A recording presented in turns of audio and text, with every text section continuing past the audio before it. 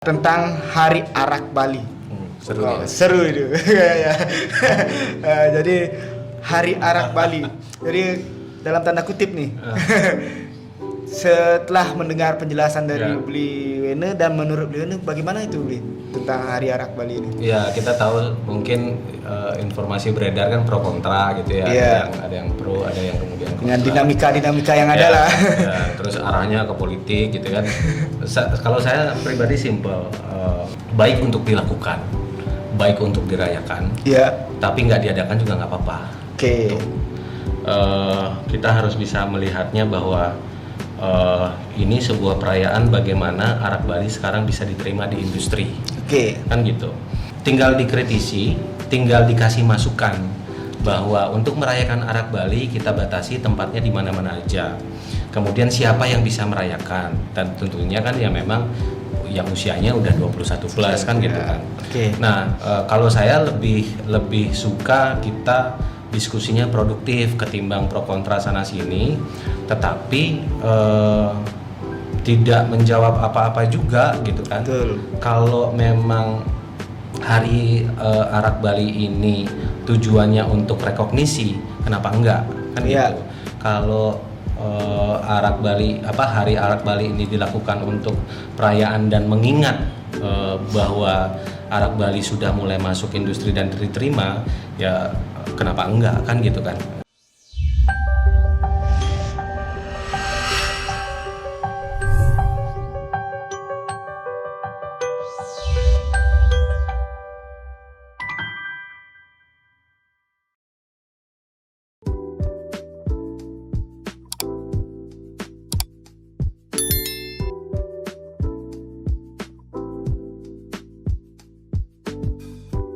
Oke, Om Swastiastu.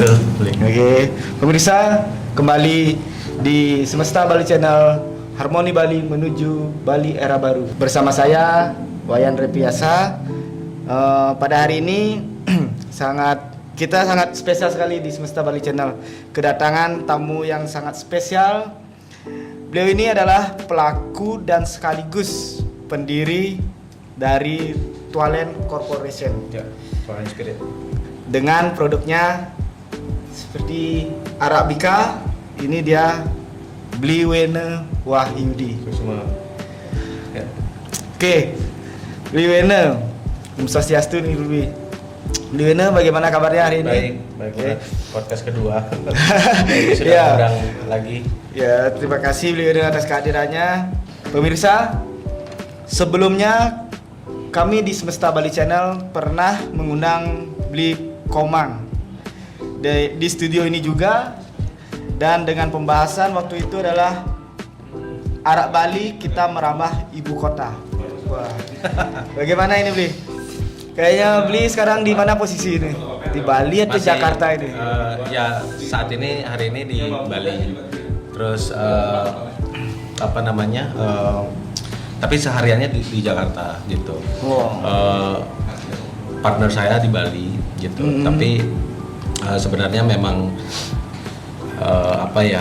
ya sekaligus ini bagaimana mengembangkan Arak Bali untuk potensinya keluar gitu ya, dan apresiasi Arak Bali terutama di Jakarta atau kota lain sangat antusias gitu. Oke. Karena kan selama ini mereka nyari Arak Bali harus ke Bali kan. Iya. Nah, sejak pandemi atau 2020 kemarin, sejak Pergub muncul, artinya arak-arak Bali juga sudah dikelola dengan baik gitu, akhirnya bisa keluar kan gitu.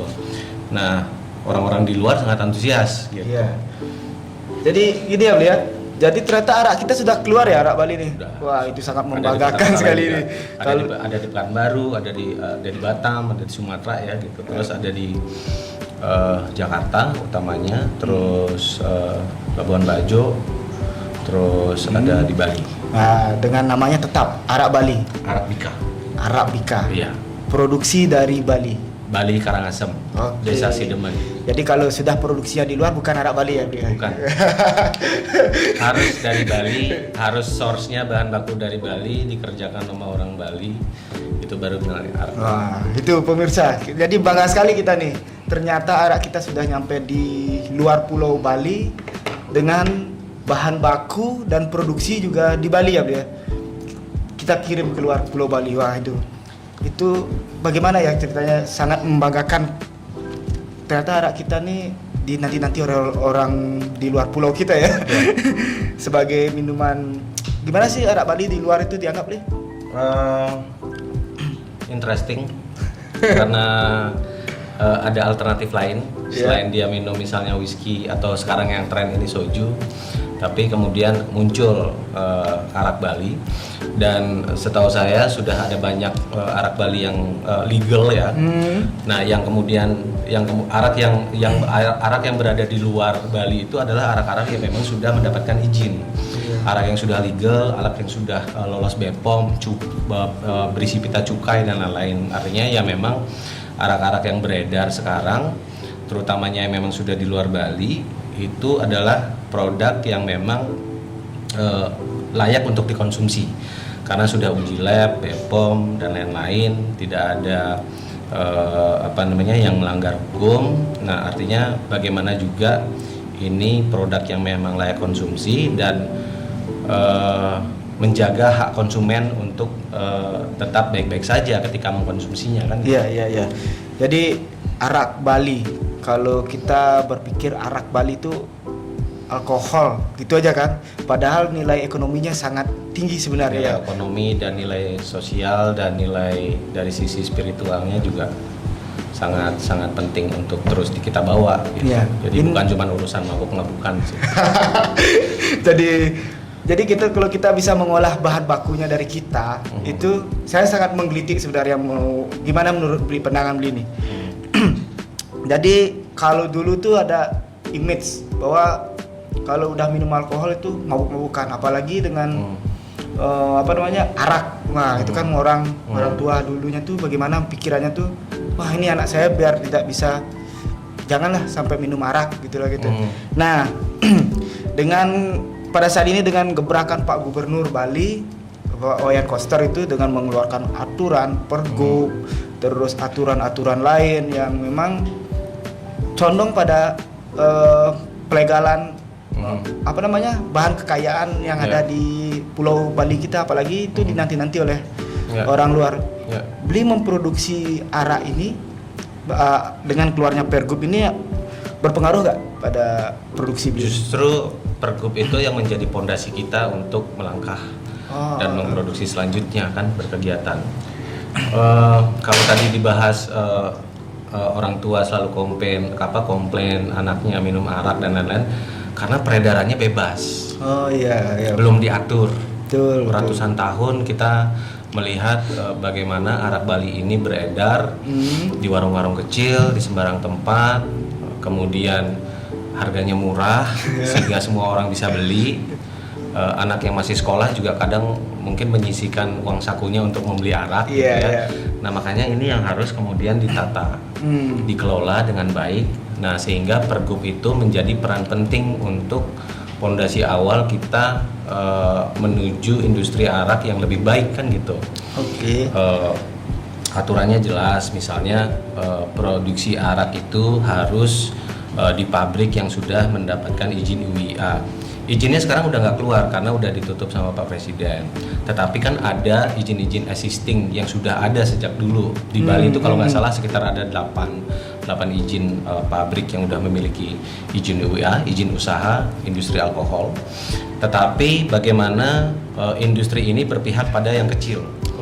Jadi melalui pergub itu kita harus tetap memberdayakan petani araknya, pengrajin arak dan petani nira dan pengrajin araknya agar tetap produksi, agar tetap produktif.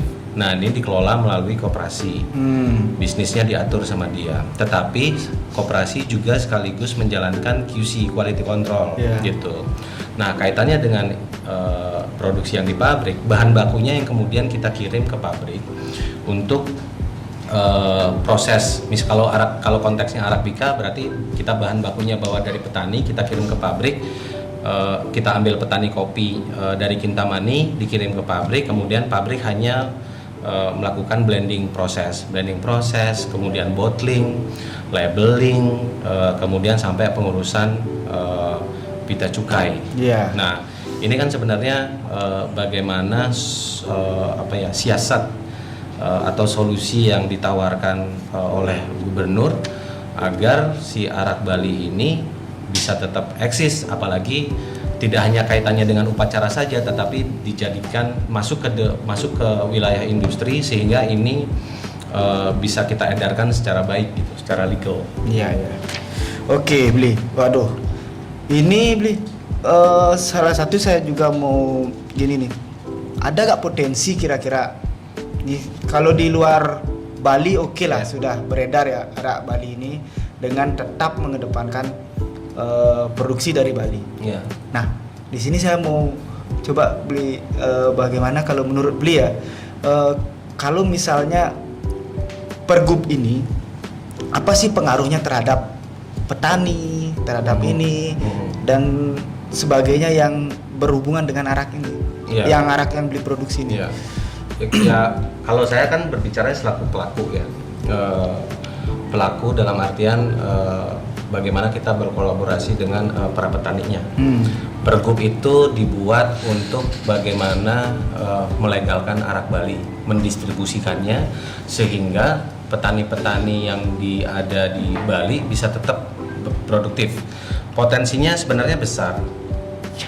Di luar dari kebutuhan untuk upacara dan kebudayaan, sebenarnya dari data koperasi Disperindakob yang pernah saya baca gitu ya, mudah-mudahan saya nggak salah, ada sekitar 1.100 lebih sentra industri arak, petani-petani arak yang tersebar di hutan, di gunung, di desa-desa gitu ya. Dan kemudian mampu menghasilkan sekitar 1,2 juta liter per tahun gitu. Nah, tetapi sayangnya kan ini hanya beredar di Bali gitu ya.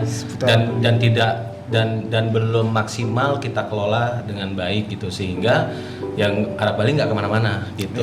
Nah, makanya melalui pergub ini sebenarnya baik bagaimana kita melihat dari sisi pandang yang berbeda gitu ya, tidak hanya bicara negatifnya, tetapi negatifnya kita minimalisir, tetapi di baliknya ada potensi gitu, baik itu potensi ekonomi, pendapatan, kesejahteraan dan lain-lain gitu.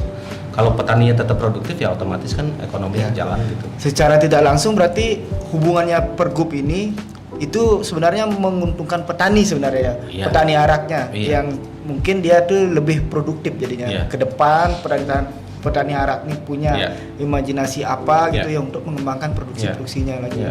Dan mungkin nggak arak Bali kita ini nanti sampai ke ekspor ke luar negeri. Sebenarnya potensinya ada.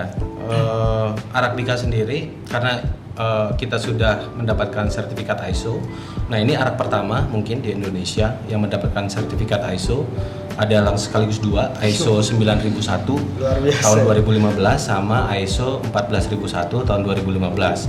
Satunya sistem untuk manufaktur, yang 14001 untuk environment gitu. Makanya kita fokus juga kepada green business nantinya gitu. Potensinya ada. Tahun kemarin kami ditawari, bahkan ada 4 dari San Francisco, California, akhirnya nggak jadi karena kita cuma diminta untuk mengirimkan bahan baku aja, tidak membeli botolnya, tidak membeli Arabikanya as a product or as a brand gitu ya. Yang ngapain kita ngirimkin bahan baku doang kan gitu kan, percuma gitu. Terus kemudian ada penawaran juga dari Boston gitu ya, dari US. Mereka mau beli Arabika, kirim ke sana 1 kontainer. Tetapi kita masih proses negotiation karena mereka belinya dengan harga murah.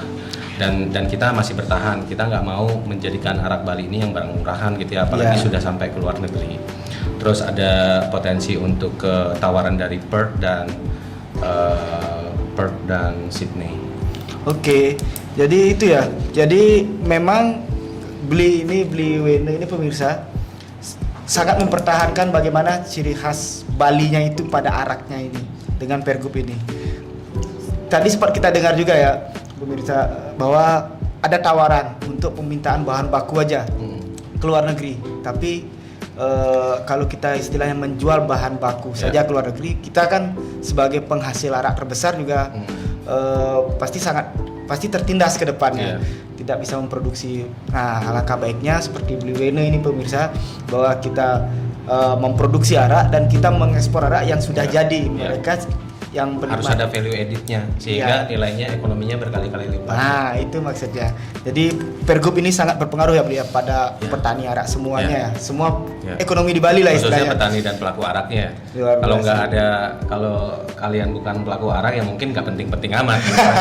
Jadi harus bertanya kepada pelaku yang berkena imbasnya gitu. Jadi intinya arak ini bukan untuk mabuk saja ya, tapi arak ini mendatangkan ekonomi yang berbeda. Ya, banyak kok yang menentang kok gitu. Sampai DPR juga kan lagi mengkaji untuk undang-undang miras gitu ya. Tetapi kan permasalahannya adalah kalau sampai produksinya yang kemudian dilarang, kalian upacara adat harus harus butuh arak dari mana kalau produksinya dilarang kan gitu kan. Artinya ada kebutuhan arak ini untuk satu upacara, yang kedua adalah untuk kebutuhan pariwisata. Nah ini juga harus balance sih sebenarnya. Kalau nggak salah itu di waktu G20 Bali ya, itu salah satu konsumsi kita pakai arak juga ya. Wah, itu menandakan bahwa arak kita sudah diterima di jajaran internasional. Bukan lagi masyarakatnya ya beliau, tapi presidennya juga.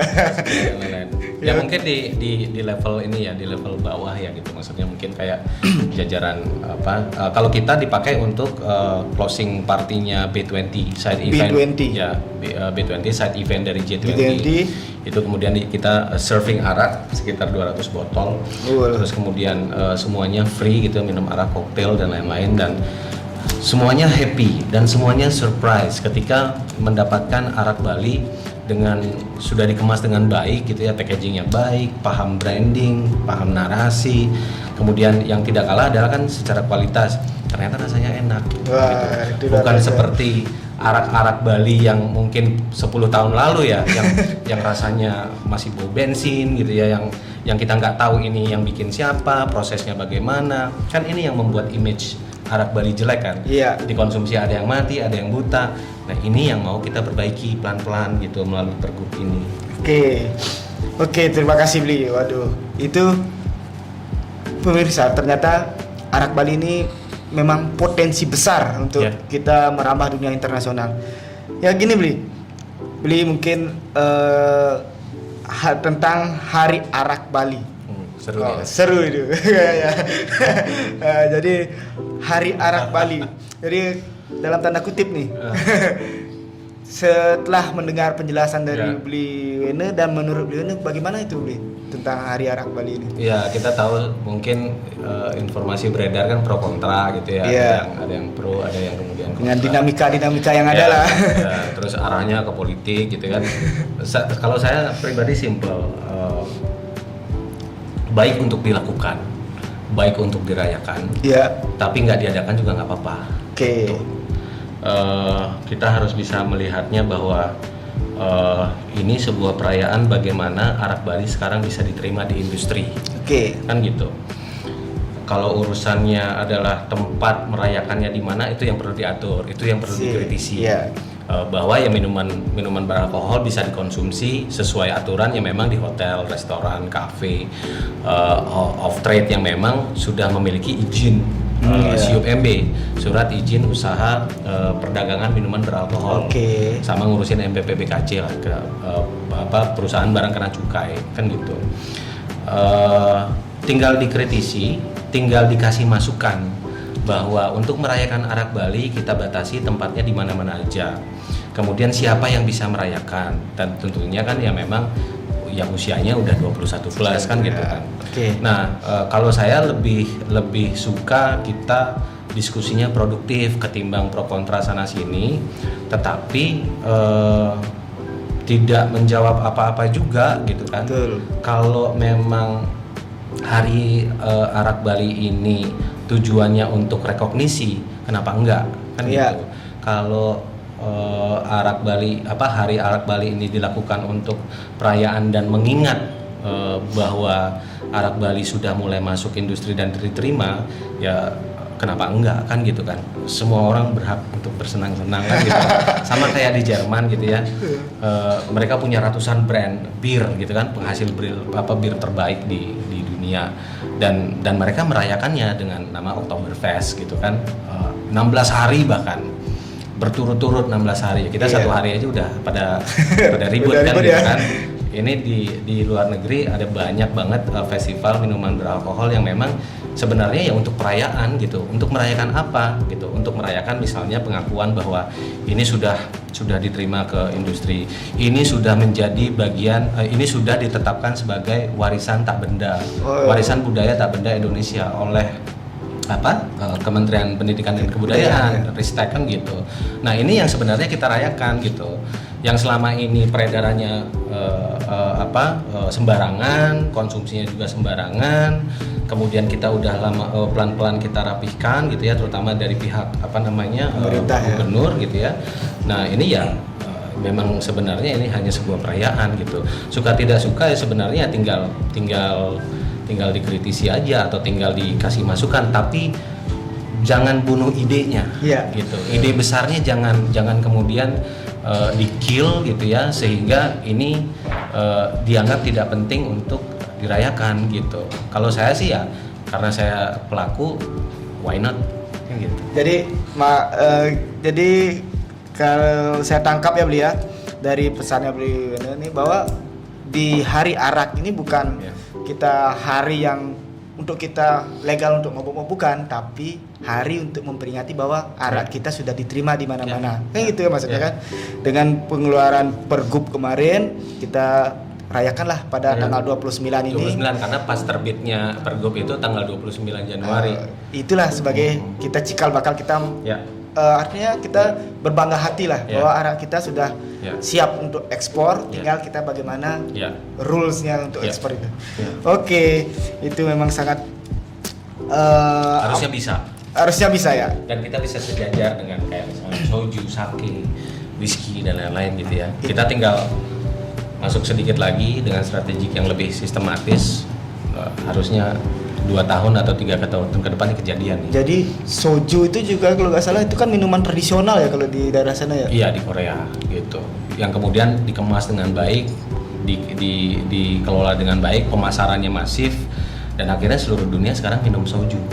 Walaupun pendekatannya melalui film, drakor, apa gitu ya, K-pop dan lain-lain, melalui musik, banyak cara untuk memasarkan dan memperkenalkan minuman beralkohol gitu. Tinggal mengemasnya aja. Dan kita bisa. Gitu. Dan kita juga harus berbangga. Walaupun sekarang Indonesia kan luas soalnya. Kita sudah keluar karena kita Bali. Negara Muslim. Karena kita negara Islam, salah satu negara yang Muslim terbesar kan. Makanya yang hal-hal seperti ini menjadi tabu, menjadi momok gitu ya. Nah makanya kan kemarin kalau yang saya perhatikan kan Pak Presiden sempat mengeluarkan Kepres untuk menutup untuk membuka investasi baru, tetapi di 4 wilayah khusus gitu. Salah satunya di Bali, kemudian NTT, Minahasa, Sulawesi Utara sama Papua kan gitu. Ini kan sebenarnya ya yang tadinya bebas semua orang bisa produksi di kota mana aja, Pak Presiden kemudian mengkerucutkan dengan wilayah khusus dan itu pun ditolak, yang akhirnya dicabut dalam 2 hari karena kepungan garis. Gitu. Ya, mungkin kita sih sebenarnya Bali ini kan daerah pariwisata ya. Jadi kalau kita misalnya arak ini kita kembangkan di Indonesia itu sudah cukup baik lah istilahnya. Apalagi kita mempunyai keluar negeri, bisa kita artinya ekspor ke luar negeri dan itu berupa barang jadi. Itu memang sangat luar biasa ke depannya nanti. Tapi sebenarnya juga limited. Kalau misalnya orientasinya ekspor juga bahan bakunya kita sebenarnya limited, yang tadi saya bilang cuma 1,2 juta. 1,2 juta per tahun. Nah ini kita mau dikembangkan menjadi berapa kan gitu kan? Ya artinya ya arak Bali ya hanya mampu memproduksi itu, karena kan kalau ngomong bicara arak Bali kan cuma 3 source-nya. Arak new, kelapa, arak aren, jake gitu ya, sama arak lontar yang dari arak ental ya gitu. Nah kalau bahan bakunya ya terbatas ya, potensi untuk ekspor sebenarnya bisa, tetapi tidak, continuity-nya memang limit kurang. Gitu. Ya sekarang nanti tinggal diakalin aja bagaimana, apakah kita buka perkebunan kelapa, perkebunan aren gitu ya, sehingga 10 tahun kemudian kita bisa panen gitu ya, dan kalau potensinya ada ya kenapa nggak digarap kan gitu. Itu sebenarnya potensi kembali ke petani ya beliau. Makanya tahu nggak potensi minuman beralkohol di Indonesia? Iya. Itu tuh peredarannya kan banyak ya. itu tuh diisi oleh produk-produk impor sebenarnya. Dari 100% itu 80%-nya itu beredar di Bali. 80% 80% minuman minuman beralkohol. Indonesia itu beredarnya di Bali 80%.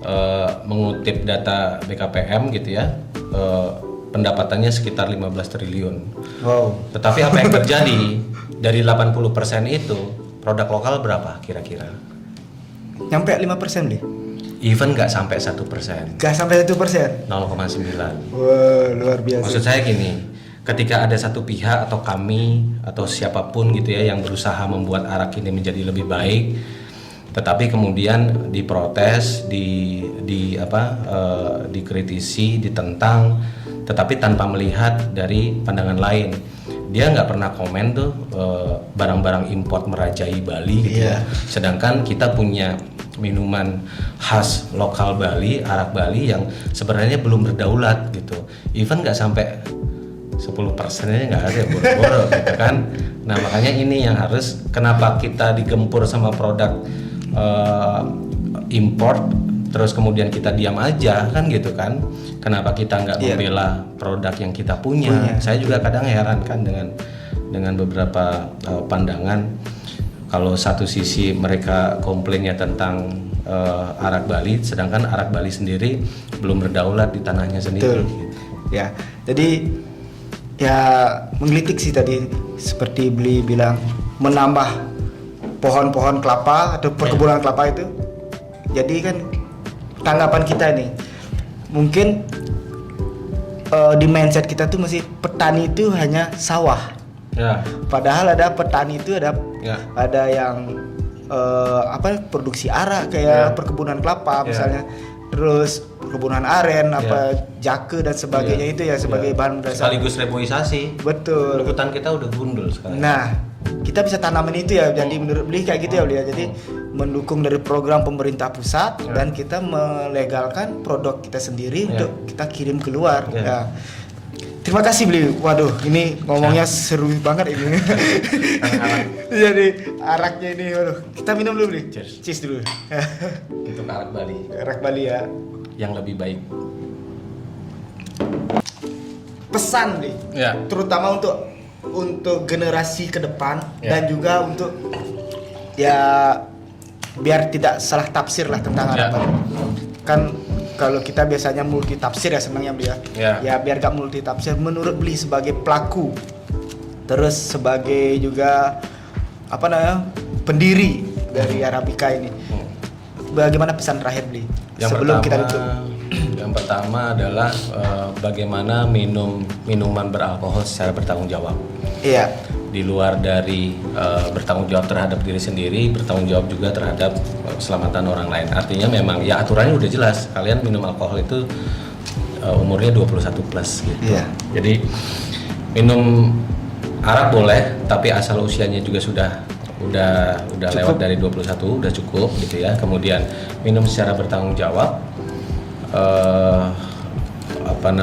Ya sudah saatnya kita support minuman lokal kita kan gitu kan. Berharap ini momen yang baik gitu ya. Pro kontra biasa terjadi karena kita negara demokrasi, we agree to disagree kan gitu ya. Tetapi niat baiknya jangan dilupakan gitu. Niat baiknya harus disupport karena ini untuk kepentingan kelompok yang selama ini termarginalkan kan gitu kan. Kalau kemudian sejahtera, mudah-mudahan gitu ya, perekonomian yang baik, kenapa enggak kan gitu. Oke, terima kasih Bli. Satu lagi Bli, pesan terakhir untuk perekonomian di Bali, khususnya untuk arak. Pesan terakhir Bli. Dalam hal apa ini? Pengembangan ekonomi di Bali dalam minuman beralkohol istilahnya. Iya, saya melihatnya dengan satu produk ini kita bisa melahirkan banyak potensi, terutama misalnya petani niranya, pengrajin araknya, kemudian profesi baristanya, mixologisnya gitu ya. Dan profesi barista ini, bartender. Profesi bartender dan mixologis ini memang benar-benar seksi gitu, maksudnya punya skill dan sangat bisa dibilang sangat perkembangannya sangat baik gitu, bahkan di luar negeri. dan semoga banyak muncul profesi-profesi baru atau pelaku-pelaku industri baru yang nantinya memang berakar kepada Arak Bali gitu sih. Berharapnya ya nambah PDB. Ya, kalau nambah benar. PDB, pajaknya tinggi, fasilitasnya diperbaiki, manfaatnya kita juga kok. Jadi pariwisata kita Bali ini tidak hanya tergantung pada pariwisata, tapi warisan budayanya juga Warisan bisa budaya. Ya. kembangkan. Ya. Salah satunya adalah Arak Bali. Ya. Nah itu ya Beli ya. Oke, terima kasih Beli. Berbicara tentang Arak Bali dengan pelaku sendiri. Thank you. Dan juga sekarang beliau sangat berkembang Arabika ini. Kalau boleh tahu, kalau nyebut angka, boleh nyebut angka Beli? Berapa satu Arabika Beli? Arabika harganya 450.000. Iya.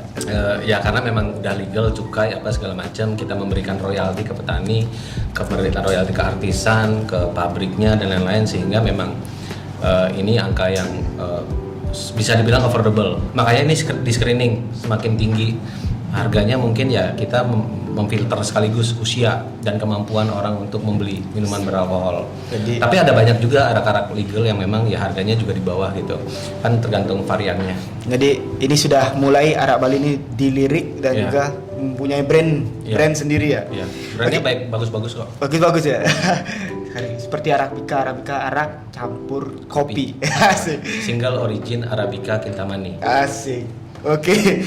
Sebelum mengakhiri Semesta Bali Channel pada hari ini, Ya. mungkin juga Bang menyampaikan pesan terakhir Ya. atau apa namanya quote-nya. Ya, oke. Terima kasih Bali Channel. Mungkin harapannya adalah kita bisa melihat Arak Bali dari pandangan yang berbeda, bahwa ini adalah warisan budaya, tetap harus dilestarikan, dan berharap bisa mensejahterakan kan gitu. Dengan adanya Hari Arak Bali, saya harap ini bisa berkelanjutan menjadi bisnis yang memang, atau bisa menjadi usaha yang memang sangat baik untuk semuanya, baik untuk lingkungan, baik untuk upacara adat, baik untuk sosial, kehidupan dan perekonomian masyarakat yang menjadi pelaku industri arak Bali. Oke. Terima kasih. Demikian dengan kita di Semesta Bali Channel. Terima kasih Beli Komang Sama-sama. Wina atas kehadirannya di Semesta Bali Channel. Jangan lupa subscribe dan tonton YouTube kami, serta support kami dan tunggu konten-konten menarik berikutnya. Akhir kata, tiap tutup dengan Pramesanti. Om Santi Santi Santi Om. Matur suksma. Semua.